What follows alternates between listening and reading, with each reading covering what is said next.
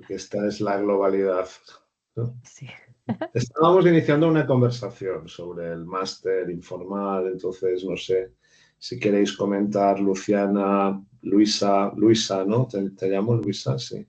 Qué es lo que os ha sorprendido más de este módulo, de lo que habéis leído, de esta reflexión sobre la lectura moderna o contemporánea, ¿no? Y tecnológica y tal? Bueno, si quieren empiezo. La verdad que entré en un mundo que no conocía, que es la literatura digital. Para mí la literatura digital era la literatura digitalizada. O sea que entré a indagar.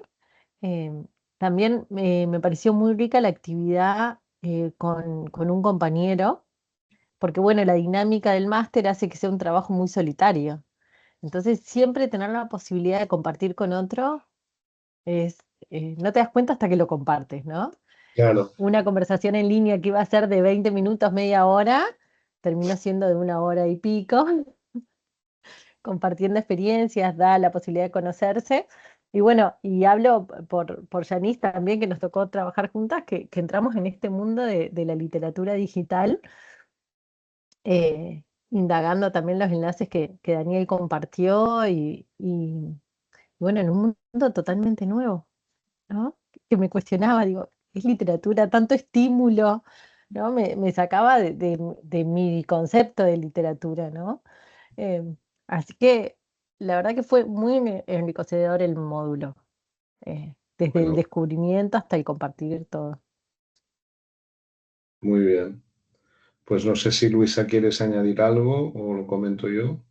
Pues es que yo no puedo añadir mucho porque no he empezado con las lecturas del módulo 2. Llevo un cierto retraso y no puedo decir nada al respecto. No pasa nada, no pasa nada. Bueno, yo os puedo contar un poco mi experiencia sincera, ¿no? Porque a mí me pasó como a ti, Luciana, que, pues no sé, de golpe y porrazo dices, bueno, vamos a ver este mundo. Hola, Ana Paula y Dulce, bienvenidas. Y María Rebeca y Ginette también. Estamos hablando de la literatura digital, ¿no? Que es el primer tema que ha planteado Luciana, ¿no? Que se mostraba muy sorprendida. Hola, Laura, también. Hola. Hola. Muy sorprendida de la existencia casi y también de como de la propia ignorancia, ¿no? Decir aquello, pero ¿cómo es posible que yo no me haya enterado de este tema que aparentemente es tan grande y tal, ¿no? A mí me pasó igual hace, pues no sé, ya bastantes años, hace, no sé, quizá 7, 8 años o más, o 10, o 11, 12, cuando bueno, tú te sientes como muy satisfecho con tu conocimiento y uso de la literatura, ¿no? Lo que lees en los periódicos, lo que encuentras en las librerías, no sé, lo que te recomiendan los amigos, ¿no?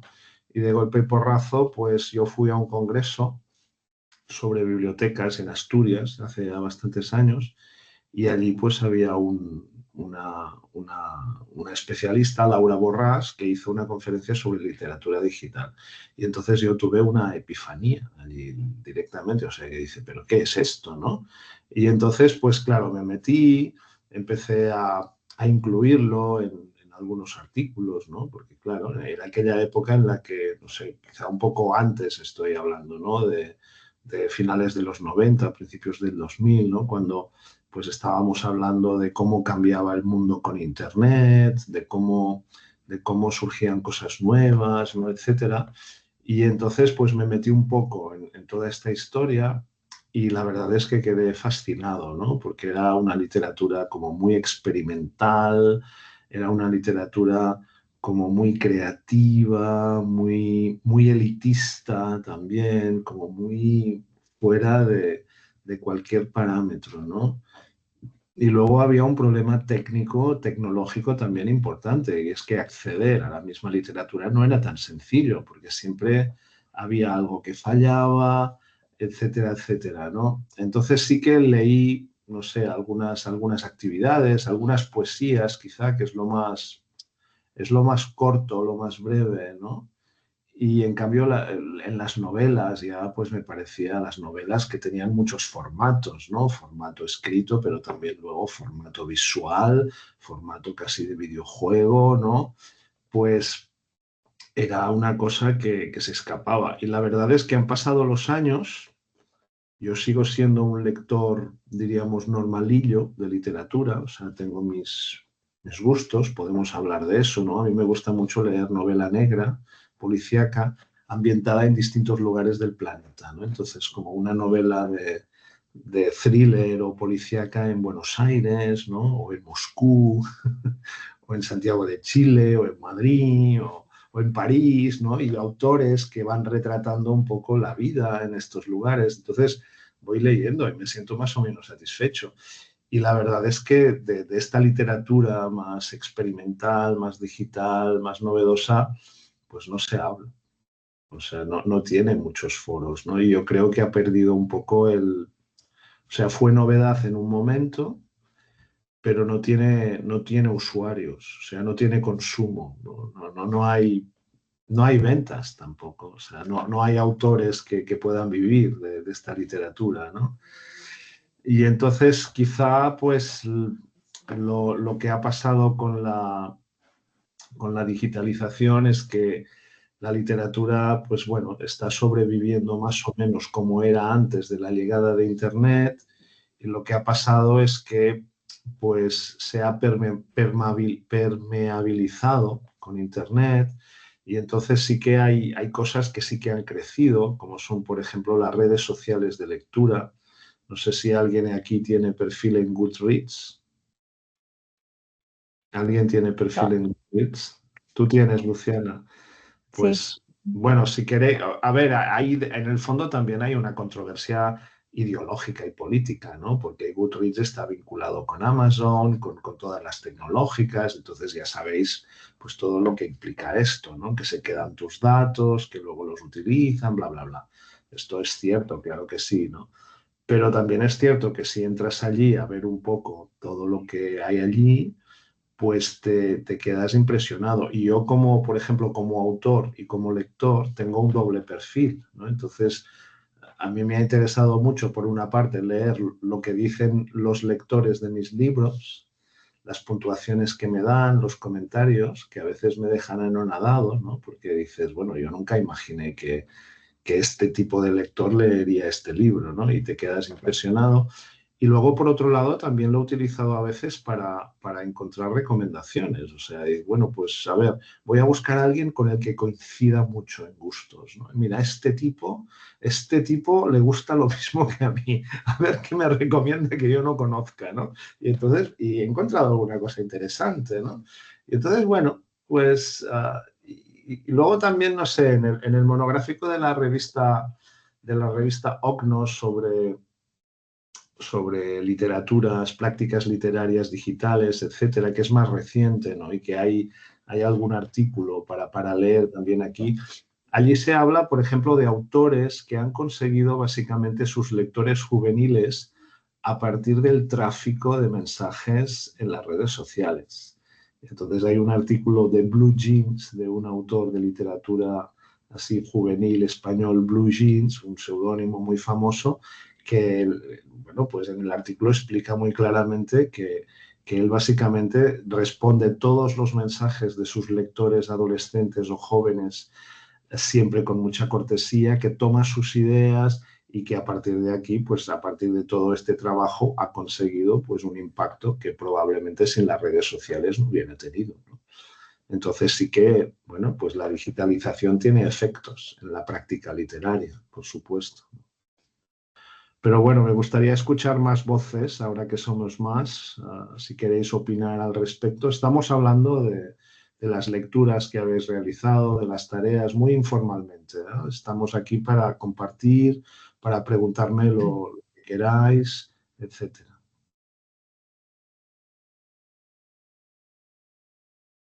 ¿Alguien se anima? Si no, yo puedo ir Pues hablando y hablando y hablando. yo, Venga, hola. yo empecé con los foros porque me pareció como ahorita como una muy buena introducción a todas las lecturas que dejaste y a todas las tareas que dejaste.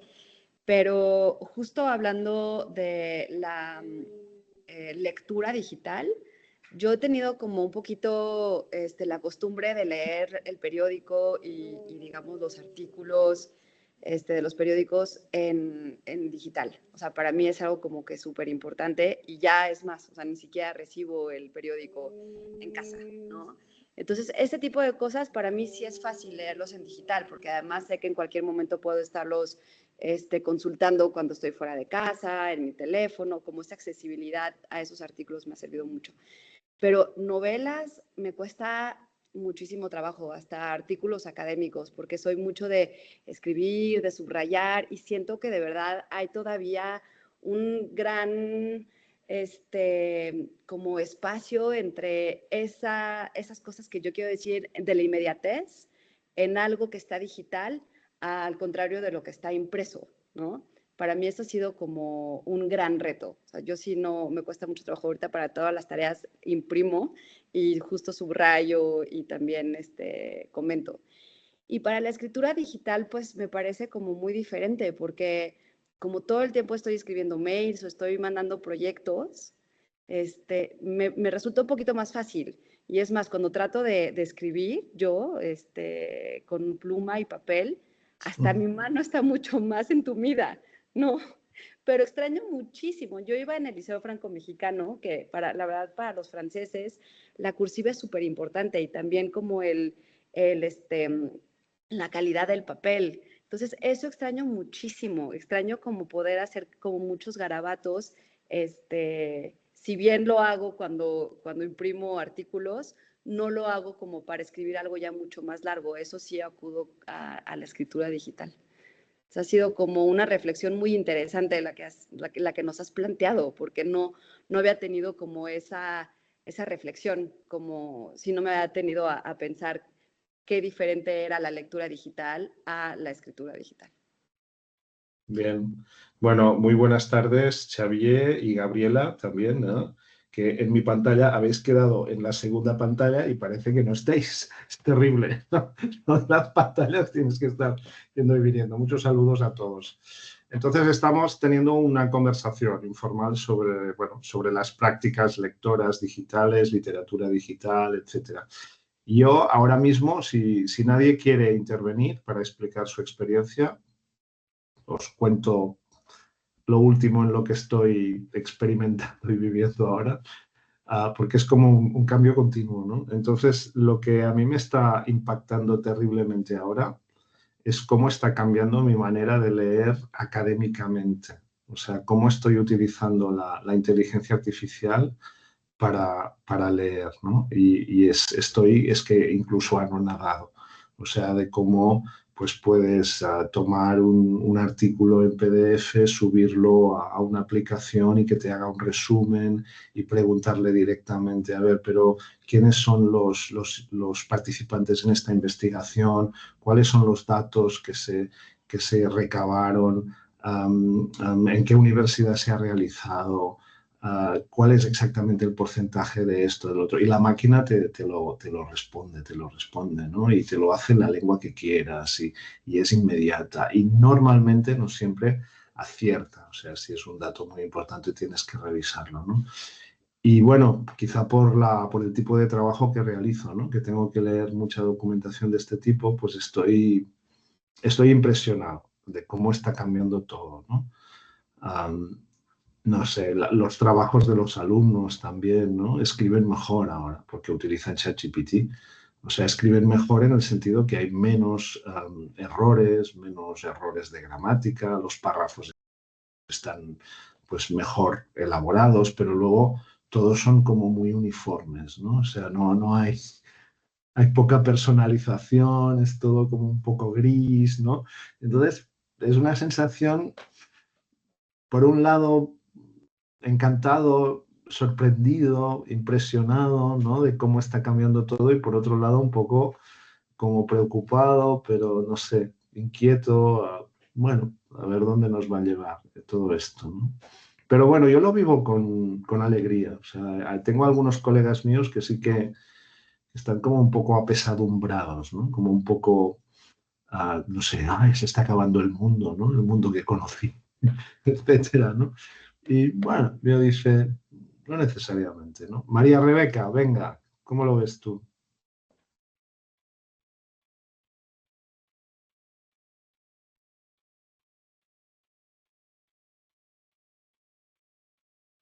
Ay, sí. Sí, mira, yo justamente me cuestionaba harto este tema porque, bueno, yo soy bibliotecaria, trabajo en un organismo gubernamental y hace muchos años cuando intentábamos diseñar actividades para jóvenes que pensábamos que no leían, finalmente nos dimos cuenta que leían de otra manera. Y nosotros los más añosos, en el fondo, no comprendíamos y de alguna manera subestimábamos esta lectura digital.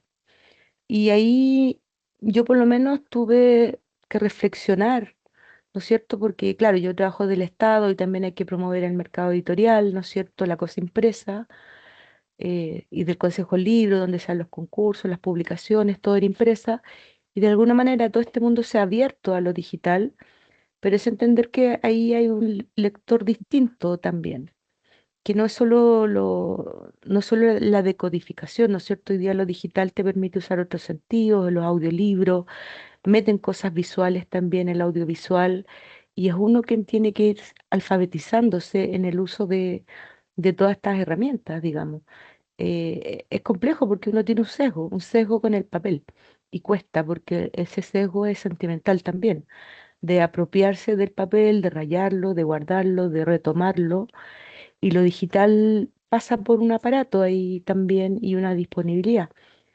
Y también me sorprendí mucho con esto de la creación literaria en jóvenes, que también había todo un cuestionamiento de la propiedad intelectual, ¿no? Esto de cambiar personajes, cambiar finales, y no todo es tan taxativo. O sea, no todo tiene que ser tal vez igual a la obra del autor, sino que el lector tiene que apropiarse de eso, también significando esa obra y poniéndole otros escenarios, otros finales. Y yo, mira, hoy día recién revisando otros temas me di cuenta que el ministerio también premiaba ya no solo obras en papel, sino también publicaciones digitales. El punto es que en países como el nuestro es más caro, ¿no? Tienes que tener la plataforma, pagar la cuota, no es tan evidente.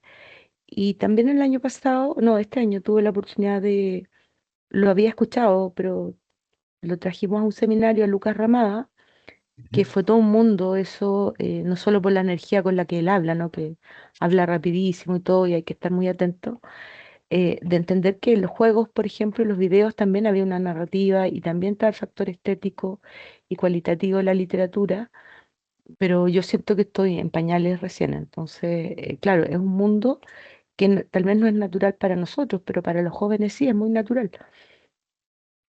Entonces yo creo que ahí está esa dicotomía entre lo que uno tiene, no sé, de usar la mano, el grafema, cómo uno escribe, y hay otro mundo que los jóvenes nacen con la tecla y la inmediatez, entonces ahí está el desafío y el desafío del mercado editorial también. Muy bonito.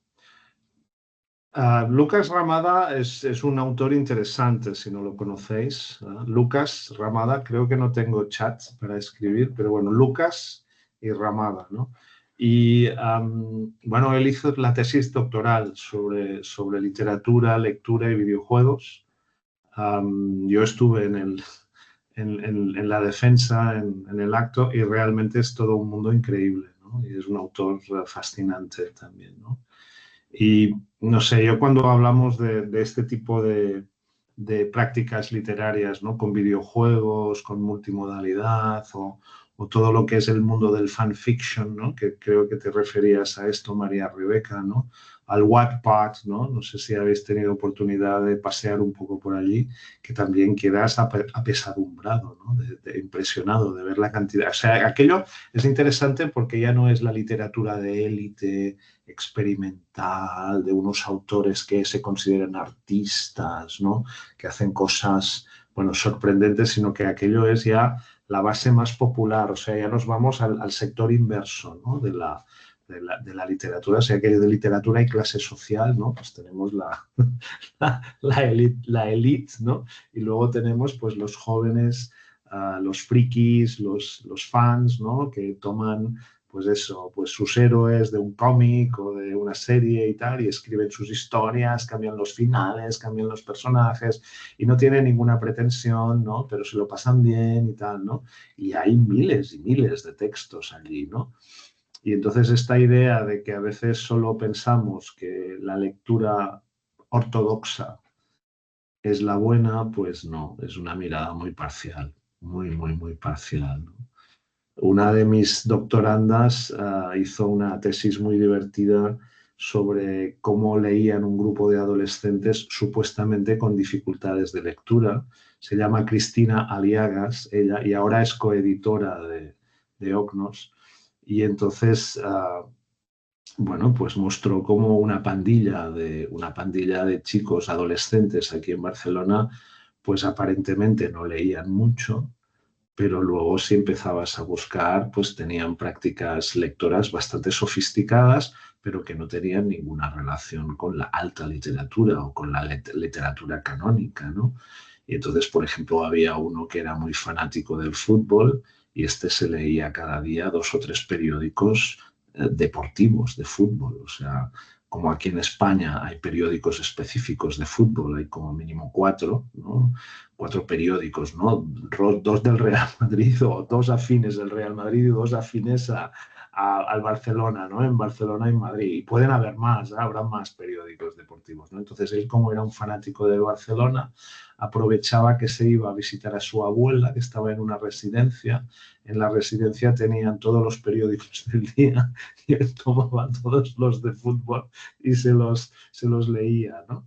Y luego tenía un compañero que era un fanático del juego de rol y entonces este leía libros de juego de rol para aprender más de juego de rol y las instrucciones de los juegos de rol que son muy sofisticadas también. Entonces, claro, tú veías aquello y decías, bueno, no es que no lea este chico, no lee lo que nosotros consideramos que es ortodoxo, ¿no? Desde una biblioteca o desde una universidad o tal, ¿no? Pero ahí hay mucha práctica, ¿no? Y esto es bastante coherente con investigaciones sobre cómo la gente lee, la gente corriente lee, ¿no?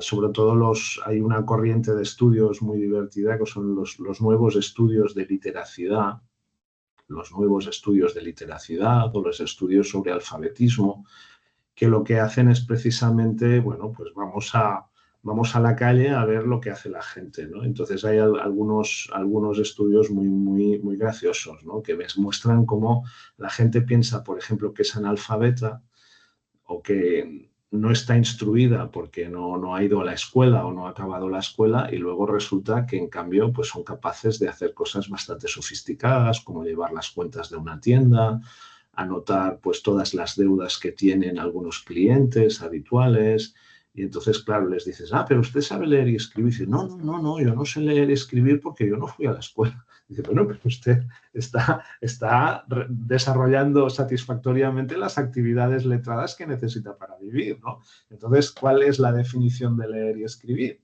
Sino esta, ¿no? Entonces, bueno, pues está bien problematizar esto, ¿no? Lucía quería hablar también. Venga, Lucía, te escuchamos. Y también Gabriela después, ¿vale?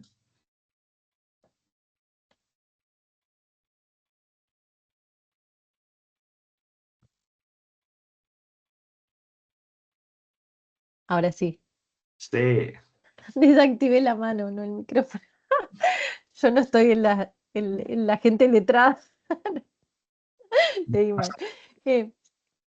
No, lo que me pasó puntualmente con este módulo fue eso, que me hizo reflexionar mucho, ¿no? ¿Qué pasa cuando nos movemos fuera de la caja? Esto que decía María Rebeca, ¿no? Yo tengo como una idea de lo que es leer, de lo que es escribir, que es básicamente compartida. Entonces, cuando me empecé a mover como por este otro lado, de la literatura digital, bueno, de estas páginas, ¿no? Que es como una escritura muy catártica, ¿no? Son diarios, son... Entonces, como cuestionarme también y empezar como a redefinirme de vuelta. Bueno, ¿qué es la literatura para mí y qué es literatura también? Porque no, a mí me pasa con todo esto de inteligencia artificial y demás, que sí puedo leer, pero bueno, a veces no encuentro lo que me conmueve.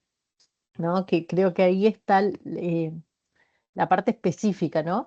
Y me hizo pensar mucho en cuanto a esto tiene que ver como con un choque generacional y siempre ponemos como en el lado de los jóvenes o de los niños y no leen, pero tampoco los docentes o quienes estamos en instancias de mediación generamos espacios para encontrar esos dos mundos, ¿no? Porque yo que creo que estoy vinculada a la literatura, o sea, había todo un mundo por fuera que no estaba descubierto, ¿no? Entonces, me parece que también hay como pocas instancias para generar esos encuentros y volver a construir, bueno, qué es la literatura, qué es todo lo que entra, ¿no? ¿Cuáles son las formas de leer? Porque a veces damos por sentado de que si no lo vemos con un libro no lee, No, ¿no?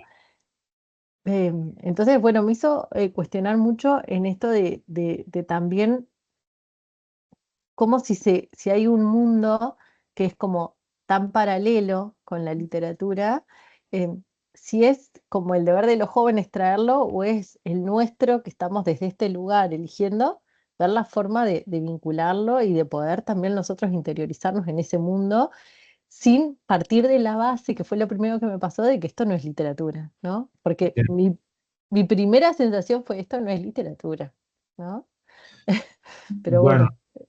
lo que pasa es que, claro, si dices esto no es literatura, estás posicionándote ya de una forma de decir, bueno, pues, ¿qué es literatura? ¿Qué no es literatura? Y, Sí, uf, y en el fondo nosotros lo que queremos es que los futuros ciudadanos sean instruidos, ¿no? Sean leídos, sean críticos, no, tengan capacidad para poder sobrevivir en un mundo tan difícil, lleno de bulos, engaños y manipulaciones como total. el que se avecina, ¿no? Y entonces a partir de aquí cualquier cosa que haya vale la pena, ¿no? Y venga, pues no lees literatura de calidad, pero lees esto, pues venga, yo te voy aquí y te voy a tirar de la forma que sea para que descubras cosas que verás que tienen más calidad y que potencialmente te puedan dar mucha más satisfacción, ¿no?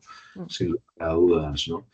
No sé, no quiero hablar mucho porque quiero dar la palabra a más gente, pero a mí siempre me ha fascinado esta idea de ¿quedan personas en este mundo que realmente no tengan ningún conocimiento de lectura, que sean absolutamente analfabetas, cero analfabetas? O sea, ¿quedan en algún lugar con una civilización tan alfabetizada?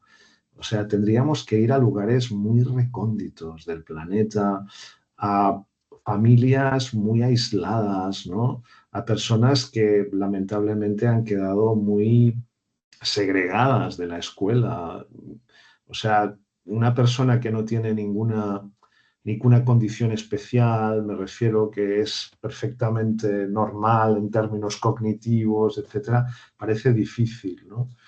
Y de hecho, bueno, pues analfabetos absolutos supongo que prácticamente no quedan. Y un tema muy interesante es lo que piensan los semi-analfabetos o los poco alfabetizados de la lectura, ¿no? Las ideas que tienen, etcétera, ¿no? Que, bueno, pues tienen conocimientos a veces un poco mágicos, ¿no? Pueden pensar que la lectura es una cosa pues muy secreta o muy particular y bueno, pues acercarlos más al uso de la letra escrita y de todas sus funcionalidades, pues es esencial, ¿no? Pero bueno, a ver, tenía Gabriela ganas de intervenir y entonces ahora, Gabriela, por favor. Hola, buenas tardes acá en Chile. Este, me parece todo un mundo. Yo debo confesar que no he podido leer nada, no puedo entrar a la plataforma, estoy urgida, preocupada, frustrada. Pero me encanta haber podido lograr entrar aquí y escucharle, porque eso es la previa de lo que todavía no llevo. No llevo este camino, pero me es importante, digamos, este encuentro para saber a lo que me voy a enfrentar. Y el escuchar, claro, hablar de... Ahí como que anoté varias cosas que con mi experiencia, digamos, de mamá, de narradora oral, cosas que me he sorprendido. Tengo un hijo de 18 años que obviamente está terminando ahora cuarto medio y su mundo es el audiolibro, los videojuegos, pero recién tuvo polola. Y ahí se generó una cosa que a mí me pareció increíble, cuando él prepara la declaración a la polola, él hace una tarjeta. Perdón, Gabriela. No sé si todo el mundo ha entendido lo que es una polola. Ah, una novia. Una novia, no una enamorada. Me parece fantástico. Yo creo que es una de las palabras más bonitas de la variedad chilena, ¿no? Que es pololear, tener pololo.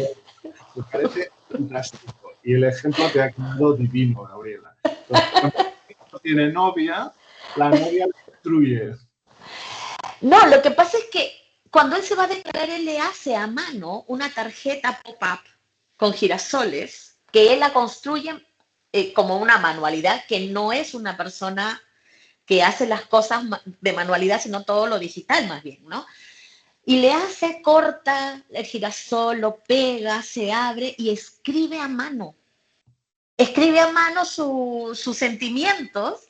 Y yo me quedo así sumamente emocionada porque digo, no puedo creerlo. O sea, tantos años luchando para hacerle entender. Y viene la polola. ¿Ya? Pero finalmente uno piensa y dice, wow, o sea, ¿cómo esta generación que consideramos tan digital, ¿verdad? Tan virtual, hace un acto tan prehistórico como es escribir a mano? Entonces, cuando él llega después de la declaración, ella la aceptó, él me muestra lo que ella le hizo a él. Y ella le hizo a él una tarjeta hecha a mano con perlitas, cositas pegadas, con unas hojas pegadas a mano, escritas a mano, una carta de amor y de promesas y qué sé yo. Entonces yo creo que sí, efectivamente estigmatizamos lo digital, creo yo, es como el prejuicio, ¿no? Pero pasa este fenómeno que yo, sinceramente, Daniel y compañeros y compañeras, no lo entiendo mucho. O sea, no, porque podrían haber impreso, podrían haber usado Canva, usar la tarjeta, haber impreso la carta, pero el acto de hacerlo a mano creo que es una prueba de amor tan bonita que finalmente el prejuicio lo tenemos nosotros, pero no ellos, al utilizar estas cosas, ¿no? Bueno, eso por un lado. Y por otro lado, en relación al chat GPT o GPT, bueno, efectivamente está en todos lados. Mi hija de 12 años lo usa. Yo no sabía ni siquiera que lo usaba. Y lo usa como si fuera Google. O sea, el chat GPT le pregunta todo. Le pregunta y le pregunta, ¿no?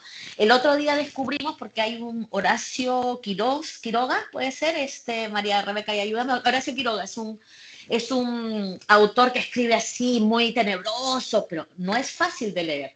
Entonces nos pusimos a leer, porque era el libro de lectura de la escuela, y la verdad es que yo me quedaba dormida, ella no entendía, yo no entendía. Vamos a preguntarle a ChatGPT, que nos haga un resumen, que nos explique. Y le preguntamos, y ChatGPT nos dio una historia que no tenía absolutamente nada que ver, personajes que no existían en el cuento, o sea, y le pusimos así el título del cuento, el nombre del autor, la edición del libro, todo. Y le digo, no, le digo, hija, bueno, nosotras vamos a poder, nadie podrá con nosotras, así que leímos como 4 veces el cuento y logramos entenderlo. La verdad es que ni recuerdo el nombre. Pero ChatGPT realmente, de la manera seria que tiene, nos dio un resumen de otra historia, de una historia nueva que estaba muy buena también, pero que no tenía en lo absoluto que ver. Entonces, de una u otra forma, ella entendió que no todo lo que dice ChatGPT hay que creer. Y lo que yo pienso es que para poder usar ChatGPT, o sea, hacer un prompt, hacer una indicación, ¿verdad? Que nos sirva, también hay que tener conocimientos, información e investigación previa para saber lo que yo le quiero pedir. Y mientras más detallado sea, más se va a acercar a mi corrector de redacción, gramática y todo, porque sí es fascinante, ¿no? Y como tú dices, es en un minuto hizo la carta que necesitaba con la esencia, porque además le pone humanidad. Y eso es loquísimo, ¿no? Pero creo que tiene que ver con este prompt que nosotros le damos, ¿no? Que insisto que requiere conocimiento, investigación, para saber lo que se pide. Entonces tampoco tampoco hay que subestimar el uso de la IA. Creo yo que al principio todos estamos medio reacios, pues no queremos que nos gobiernen, que nos dominen, pero finalmente somos nosotros los pensantes, que es diferente a tener una información del mundo y toda la información del mundo, pero pensantes somos nosotros. Y por otra, estoy dándole todo, Daniel, no sé si hago pausa. Sigo, lo voy a concretar. Y por otra parte, cuando hablamos de qué es lectura y qué no es lectura, que lo dijiste por acá, dije, ¿verdad? Pues, ¿no? Los libros silentes no tienen texto. Y se leen, pues, ¿no? Son libros. Yo como narradora utilizo un libro que me encanta de Antonio Rubio y Rubén, es de Calandraca, La Luna, que es de la selección de La Cuna a la Luna. Y yo empiezo mediando ese libro diciéndole a los niños, que normalmente son de 3 años o 4, que aparentemente todavía no saben leer, y yo les digo que ese es un libro que canta y que el requisito es saber leer. Entonces todos ponen cara de tristeza, pues, ¿no? Porque se supone que en el libro, a ver, levanta la mano quien no sabe leer, y todos levantan la mano y yo les digo que tienen cara de personas que sí saben leer. Obviamente no me creen y yo les señalo las imágenes y ellos me van diciendo luna, sol, caracol, girasol. Y le digo, ¿vieron que sí saben leer? Entonces, como cumplen el requisito, ahora lo vamos a cantar. Y bueno, terminamos cantando y qué sé yo. Pero la cara de los niños y las niñas, validándolos sobre su habilidad de leer, es así como, wow, sé leer. Y algo tan sencillo, en el sentido de, tan sencillo no, algo que parece tan evidente, ¿no? El leer, ¿qué cosa es leer? Entonces ahí entro como un poco a esa reflexión. Los quipus era un sistema también de contabilidad y de lectura de los incas, ¿no? Entonces, no sé, eso dejo. Bien. Muchas gracias, Gabriela. Bueno, yo creo que el ejemplo de tu hijo y la fórmula que me ha encantado, creo que lo voy a incorporar, ¿eh? Voy a utilizar con tu permiso. Por supuesto. Gracias. No está tan lejos, por ejemplo, saben, seguro que sabéis que, o que saben ustedes, que en China, en el extremo asiático, la escritura es mucho más importante que aquí en Europa. En China, por ejemplo, en Japón, ¿no?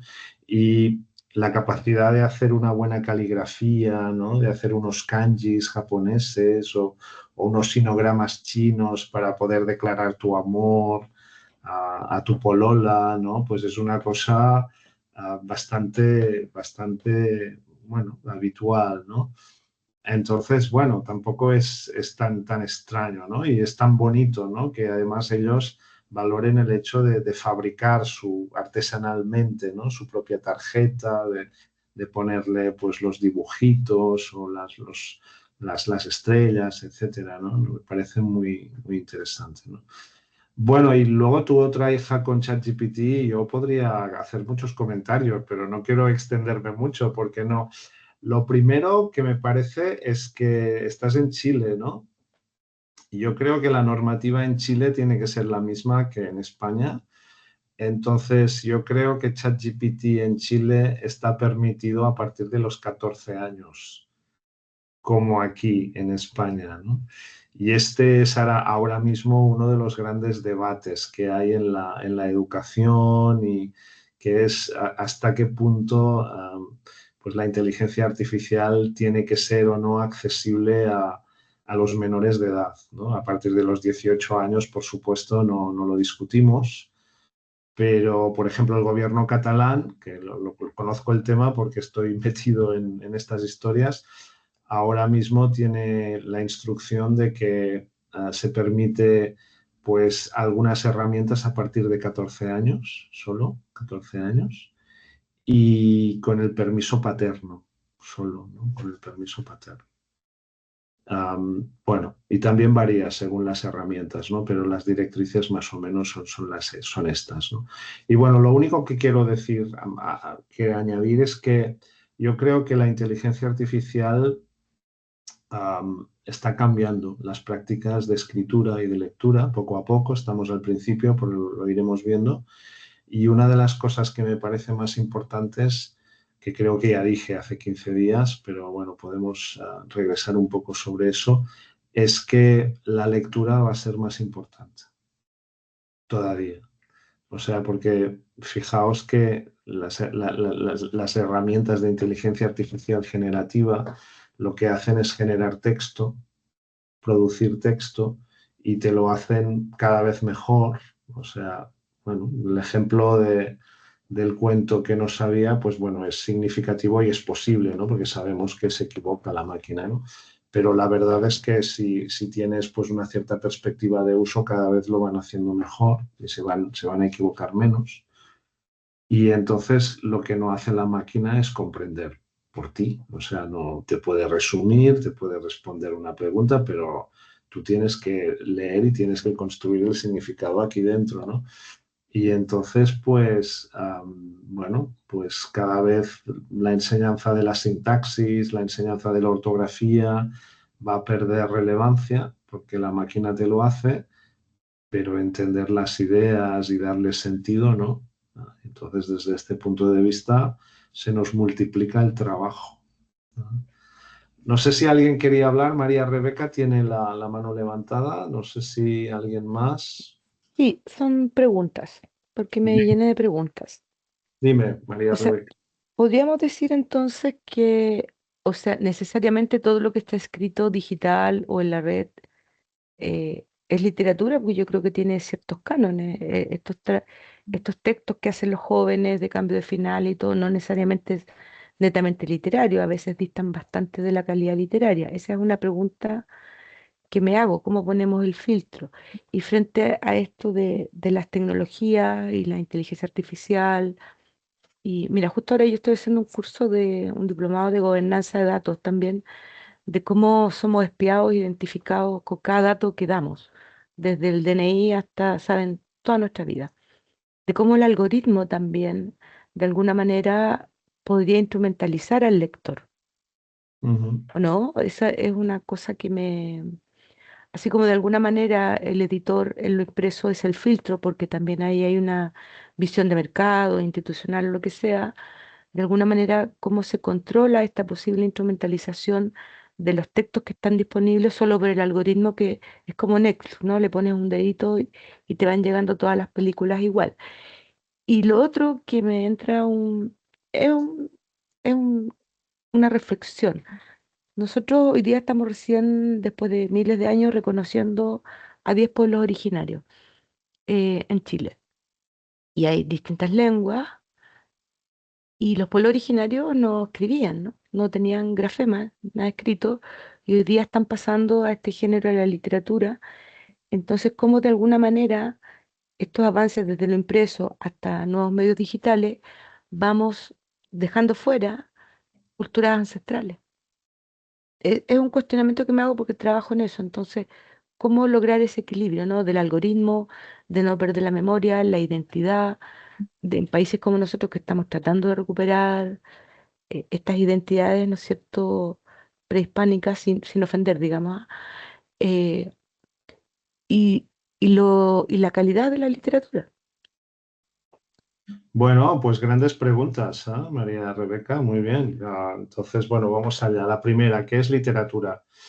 Bueno, no es una cuestión, o sea, es una cuestión que ahora quizá nos estamos replanteando porque están surgiendo nuevas formas literarias, ¿no? Pues, por ejemplo, lo que hablábamos, esta literatura de élite, multimodal, pues esta poesía que utiliza sonidos, que puede ser vista, que tenéis, bueno, etcétera, ¿no? Luego el fanfiction y toda esta literatura más popular, ¿no? Que alguien podría decir, bueno, esto no es literatura. Claro, ¿dónde pones la frontera? Hace muchos años, cuando yo era pequeño, claro, yo tengo 63 años, ¿no? Entonces, yo recuerdo que había algunas personas, por ejemplo, en las barberías o no sé, a veces en las bibliotecas o a veces, no sé, en los parques, que leían unas novelitas así pequeñitas que se llamaba El llanero solitario, o que eran unas novelas inmundas, perdón, no, inmundas no, eran unas novelas de muy mala calidad, o sea, muy folletinescas, con unas ediciones muy humildes, ¿no? Con letra muy chiquitita, ¿no? Y claro, nadie consideraba que aquello era literatura, ¿no?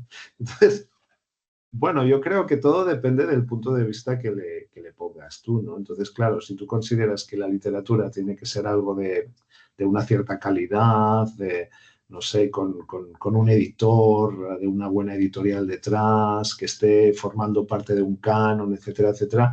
Entonces, claro, un universo que es muy amplio, pues lo vas acortando y te quedas con una cosa muy pequeña, ¿no? Entonces, yo creo que no hay ningún problema en decir, mira, literatura es todo. Lo que pasa es que hay literatura pues, de buena calidad, de mala calidad, literatura muy efímera, ¿no? O sea, unos adolescentes que escriben unas historias inspiradas en Harry Potter y las comentan entre ellos y las disfrutan 1 o 2 veranos y ya está, se murieron, ¿sabes? No interesan a nadie más. Eso también es literatura, ¿no? Es un uso particular, o sea, tampoco hay que tener una visión tan sacralizada o canónica de la literatura, ¿no? Y en función de nuestro trabajo, ¿no? Si somos dinamizadores, lectores o formadores o educadores de letrismo, ¿no? De ciudadanos del futuro que tienen que ser letrados, pues yo creo que nos interesa tener una mirada mucho más abierta, ¿no? Mucho más, pues entendiendo también que puede ser muy bonito pues la novela del llanero solitario, pero que no, o sea, que nos interesa que esta persona conozca otras cosas y que no quede estancada solo leyendo esto, ¿no? Bueno, la segunda pregunta, el algoritmo. Bueno, es un tema también muy candente y este sí que es nuevo, porque, o sea, que una máquina pueda leer los datos de tus lecturas previas, ¿no? Por ejemplo, yo soy un lector les dije antes, de Goodreads y leo con ebook, ¿no? Si leyeron, ¿no? Entonces compro algunas novelas en Amazon y me bajan, ¿no? Entonces, periódicamente la empresa esta, la tecnológica esta, abusiva y multinacional, me va enviando correos recomendándome, ¿no? Recomendaciones para Daniel Casañ, recomendaciones tal, ¿no? Yo no le hago ningún caso, ¿no? Porque no me interesa, porque tengo otros caminos que me interesan más, ¿no? Pero claro, estos son recomendaciones, prescripciones literarias basadas en algoritmos, ¿no? ¿Los algoritmos controlan nuestra vida? Bueno, todo depende del caso que tú le hagas, ¿no? Al algoritmo, ¿no? Ellos lo intentan, por supuesto, ¿no? Y nosotros supongo que podemos resistirnos, ¿no? Pero o sea, cada vez hay más algoritmos en nuestras vidas, ¿no? O sea, para ver televisión, para leer novelas, para consumir determinados productos en el supermercado también, ¿no? Como ellos registran si pagas con tarjeta o haces la compra en línea. Claro, todo depende del grado de digitalización, o sea, de la cantidad de datos que tú estés dejando en el mundo, ¿no? Cuantos más datos dejas en el mundo, más algoritmos pueden intentar poseerte. Entonces tú resistiéndote, ¿no? Y diciendo, no, mira, yo determinadas cosas las voy a comprar al mercado, no las pagaré con tarjeta, las pagaré con dinero y voy a tener una conversación sabrosa con el vendedor, que es lo que me gusta más, y punto, ¿no? Bueno, es una de las perversiones que llega con la digitalización, ¿no? Que son los datos masivos y la utilización de estos datos. Tampoco hay que pensar que hay mala intención siempre detrás, ¿sabes? Yo creo que Amazon básicamente no quiere convertirme a una ideología concreta, sino que básicamente le interesa mi dinero.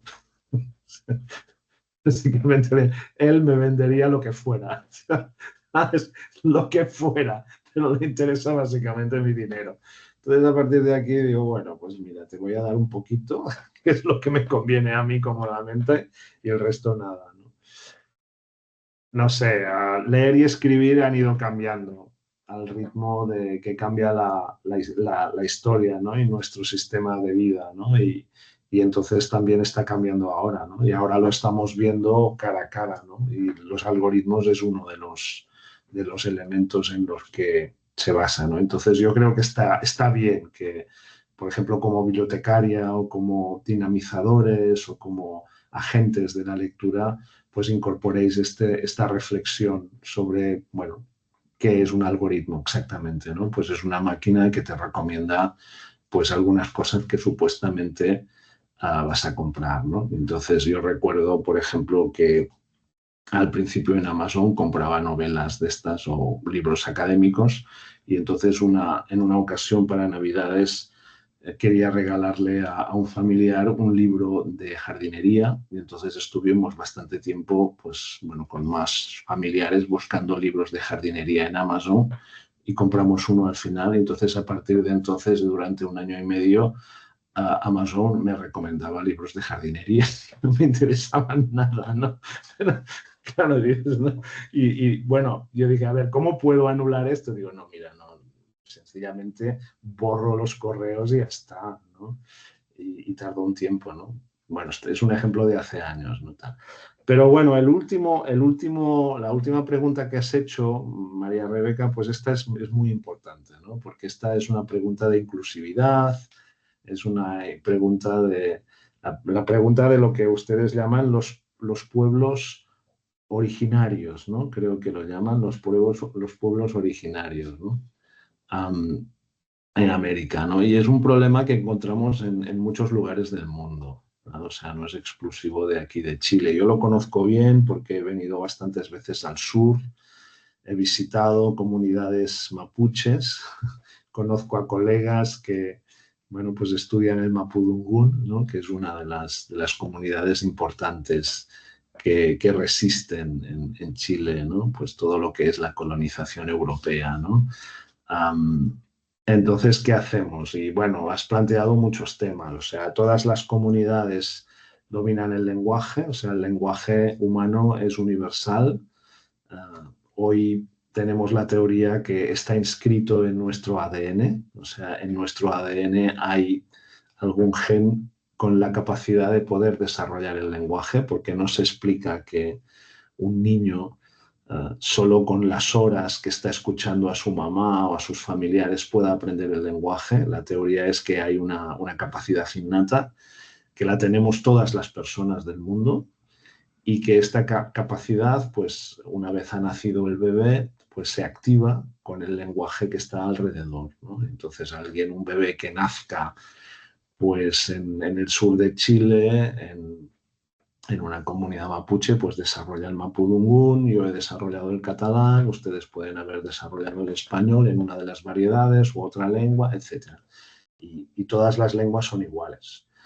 El problema es que, claro, que las comunidades no son iguales. Y entonces, si tú naces en una comunidad pequeña que está aislada, pues es posible que esta comunidad no haya desarrollado un sistema de escritura.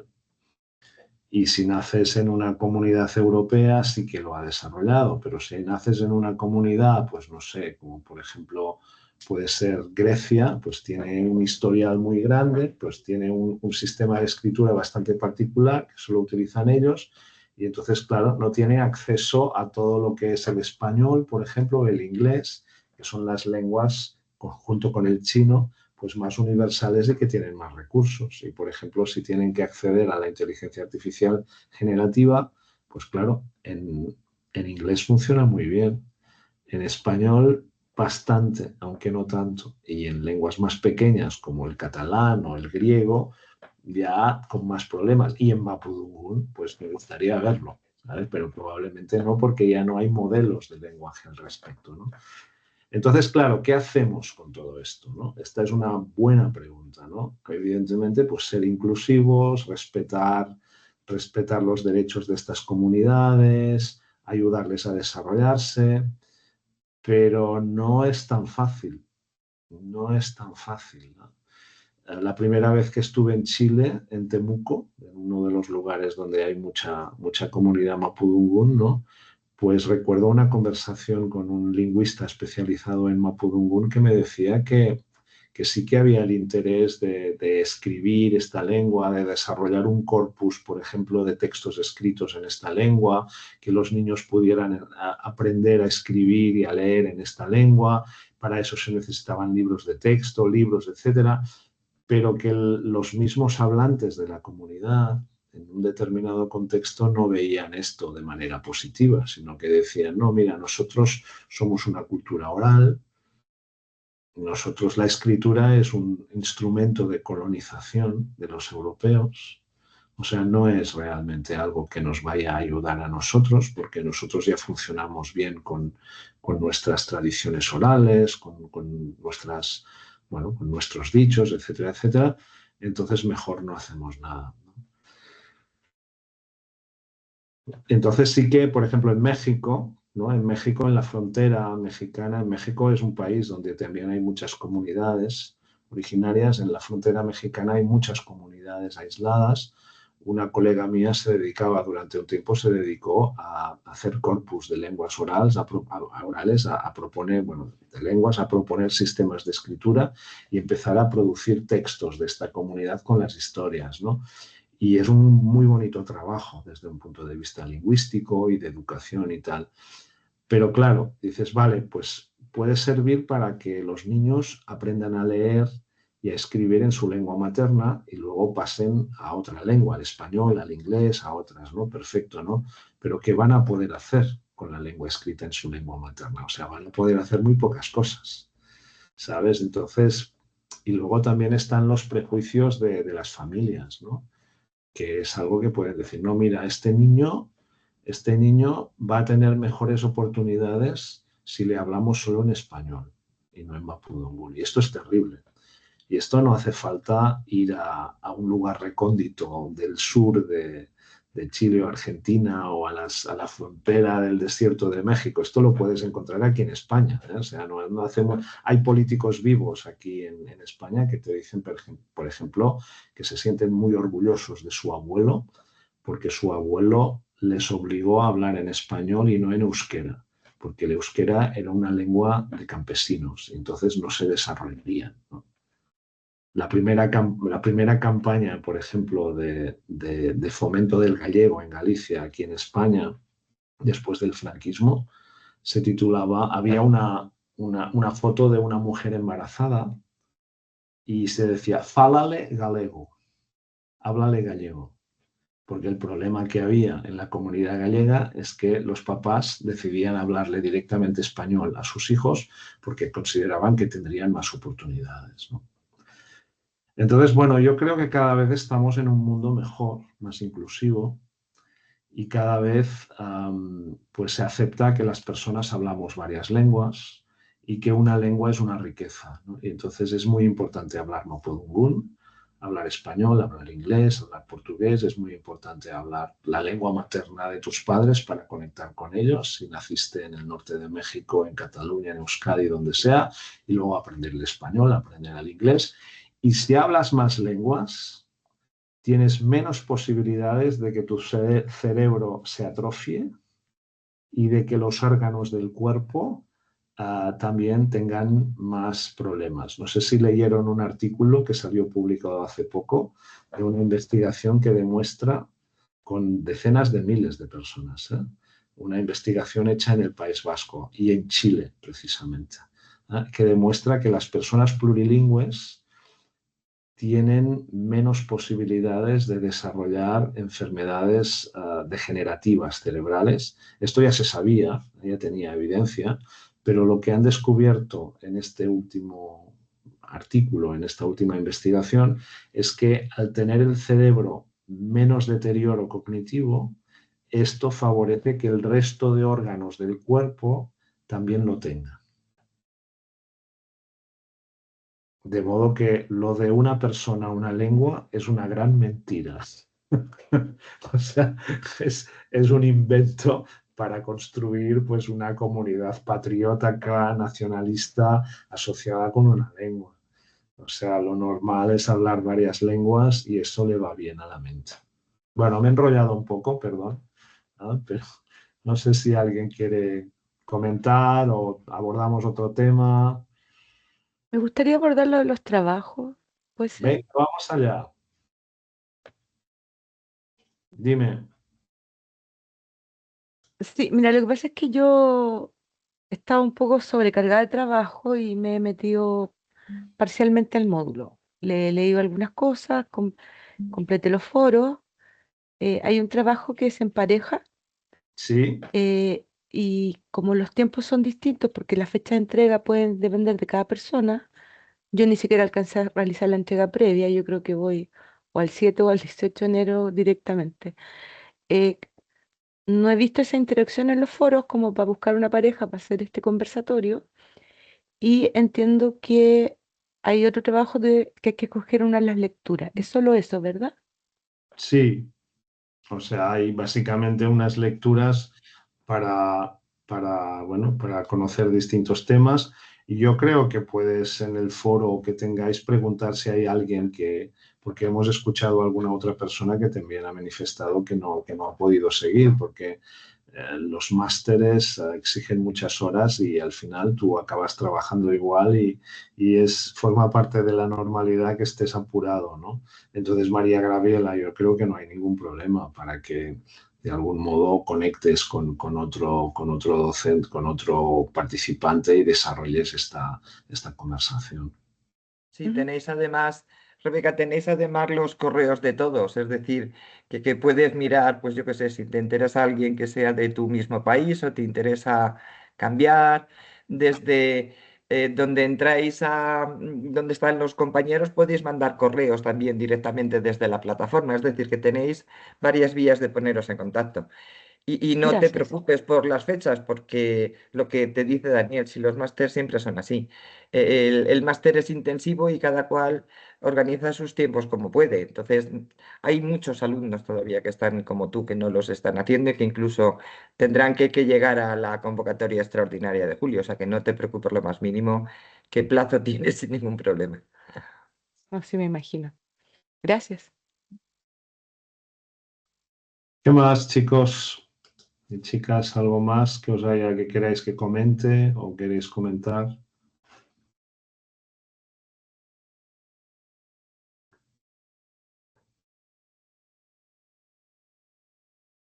No. Yo sí os voy a comentar una cosa, pero básicamente a Daniel, ¿vale? El otro día descubrimos, Santiago y yo, un libro es un ensayo, era sobre psicología, era sobre sesgos cognitivos. Inmediatamente accedimos a él, evidentemente. Vamos a ver cómo está escrito, cómo está hecho, cómo funciona, porque estaba todo hecho a través de ella.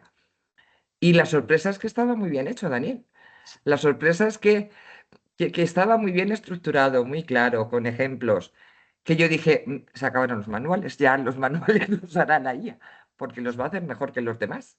Y nos llamó la atención bueno, pues evidentemente con un conocimiento muy básico, muy sencillo, pero para lo que es transmitir un conocimiento ordinario, básico, en este caso sobre lo que son los sesgos cognitivos, y explicándolo muy bien, con muchos ejemplos, estaba hecho estupendamente. Y yo creo que van a ir mejorando las herramientas estas de inteligencia artificial, van a ir mejorando claramente y que, bueno, pues el futuro es un universo en el que tendremos pues eso, un espacio en el que hacer cualquier pregunta y te van a responder los datos que pides y entonces tu enculturación y educación dependerá de la habilidad que tengas de hacer la pregunta concreta o la indicación o el prompt adecuado y la capacidad de poder leer, interpretar y críticamente y analíticamente lo que te devuelven, ¿no? Porque, o sea, la capacidad de elegir las palabras adecuadas lo hace muy bien la máquina y lo va a hacer mejor en el futuro, pero que tú lo entiendas, no, o sea, no puede penetrar dentro de tu mente, ¿no? Entonces,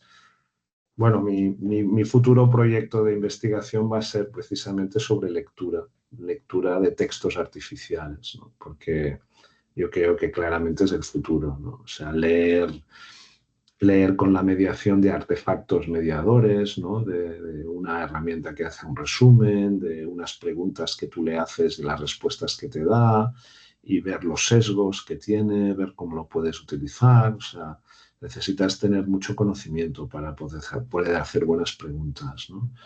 Luego leer los resultados que te da la máquina, ¿no? Antes, pues alguien hablaba de que hacía correos con inteligencia artificial, ¿no? Pero claro, tú tienes que tener muy claro el correo, tienes que leerlo muy atentamente para ver que no dice ninguna barbaridad, que utiliza el tono adecuado, porque en el correo es muy importante el saludo más formal o informal que le pones, ¿no? Y la máquina aquí puede cometer un patinazo y tu relación con el interlocutor del correo se va al carajo, ¿no? Y entonces la lectura yo creo que es que no puedes penetrar en la mente, en el cerebro de una persona y meterle allí un conocimiento, ¿no? La persona tiene que construirlo, ¿no? Entonces, yo creo que es fascinante el mundo que llega. ¿No? Me gusta verlo así.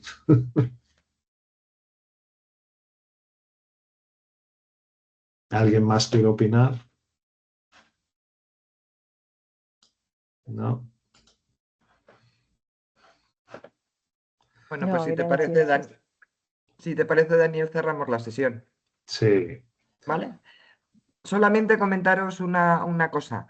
La semana que viene empieza el siguiente módulo. Ahora os voy a colgar la convocatoria. Tenemos la primera sesión de presentación el martes, ¿vale? No os la he querido colgar hasta que no celebráramos esta porque no se os acoplaran, pero ahora os la dejo colgada, ¿vale? Y nada, como siempre, muchas gracias, Daniel, un placer. El placer es mío. Yo no voy a regresar a este máster, pero yo sigo siendo profesor, ¿no? Tenéis mi correo, me podéis escribir, me podéis comentar y con mucho gusto, ¿no? Voy a atenderos y en lo posible, ¿vale? Ok. Muchas Muchas gracias. gracias porque ha sido un placer. Muchísimo Hasta gusto. luego a todos. Gracias. Venga, Hasta luego. chao. Chao, chao.